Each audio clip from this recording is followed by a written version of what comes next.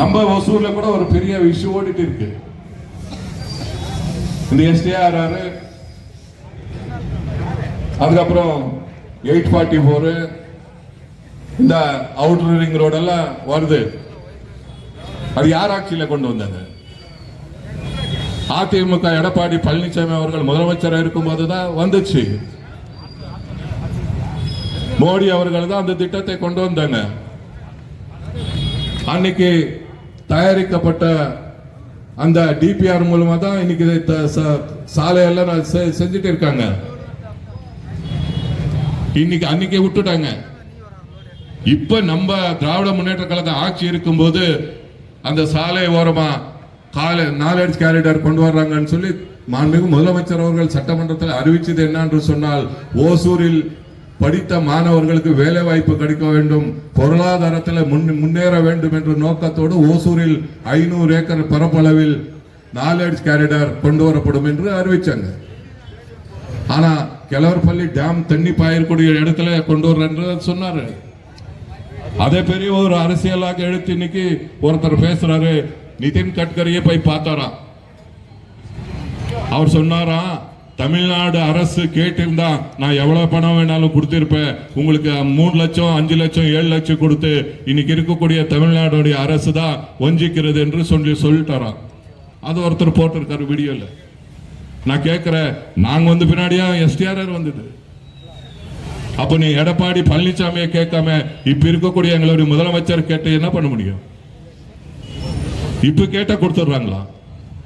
சரி, நாங்க கேட்கிறோம், நான் சட்டமன்ற உறுப்பினர் என்ற முறையில கேட்கிறேன், நீ கூட பார்ப்போம். கர்நாடகால கோடி கணக்கில் இருக்குதா? ஓசூர்ல 3 லட்சம் 4 லட்சம் இருக்குதா? ஏன் கர்நாடகால கொடுக்கறதுக்கு உனக்கு தெரியுது, ஓசூர்ல கொடுக்கறதுக்கு உனக்கு தெரியாதா? ஏன் அந்த டிபிஆர் தயாரிக்கும் போது அந்த திட்டத்தை நீ வரவேற்படுத்தும் போது ஏன் உனக்கு தெரியாதா? ஒசூர் இவ்வளவு பெரிய வளர்ச்சி அடையக்கூடிய நகரமாக இருக்கிறது. இந்த நகரத்திலையும் கர்நாடகாவில் என்ன பணம் கொடுக்கிறோமோ அதே பணத்தை நான் கொடுக்கணும் அப்படின்னு சொல்லி ஏன் நிதின் கட்கரிக்கு தெரியாதா? வேணென்று திட்டமிட்டு சில இந்த புரோக்கருங்க இருக்காரு பாருங்க, ரியல் எஸ்டேட் புரோக்கருங்க, அவங்க செய்யற வேலை இது. எல்லா விவசாயிகள் எல்லாம் பாவம் பயப்படுத்துறாங்க. நாங்க பலமுறை மாவட்ட ஆட்சித்தலைவரை பார்த்தோம், எங்களுடைய பொறுப்பு அமைச்சரை பார்த்தோம், எல்லாரையும் பார்த்து அவங்கள கூட்டின்னு போய் நம்ம அவங்ககிட்ட சொல்லி வைக்கிறோம். நாங்களும் அந்த பகுதிக்கு சென்று தொடர்ந்து கூட்டங்களை போட்டு சொல்றோம்.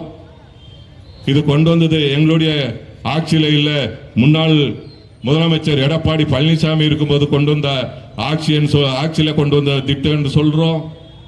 என்ன சொன்னாலும் நம்ம மீது ஒரு பொய்யான பொலி போட வேண்டும் என்ற நோக்கத்தோடு சிலர் முயற்சிக்கிறாங்க.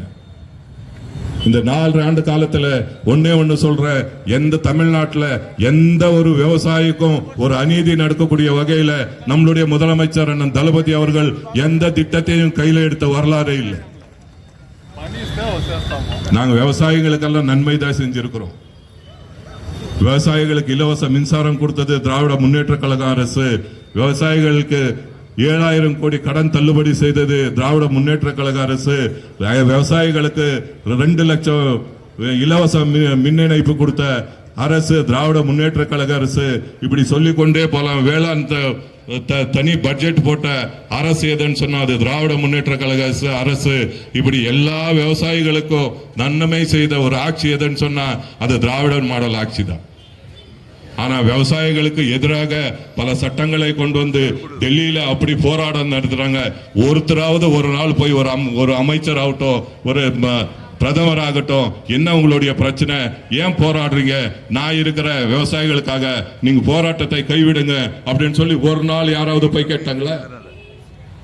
பல ஆயிரம் பேர் இறந்தாங்க. பல மாதங்கள் போராட்டம் பண்ணாங்க.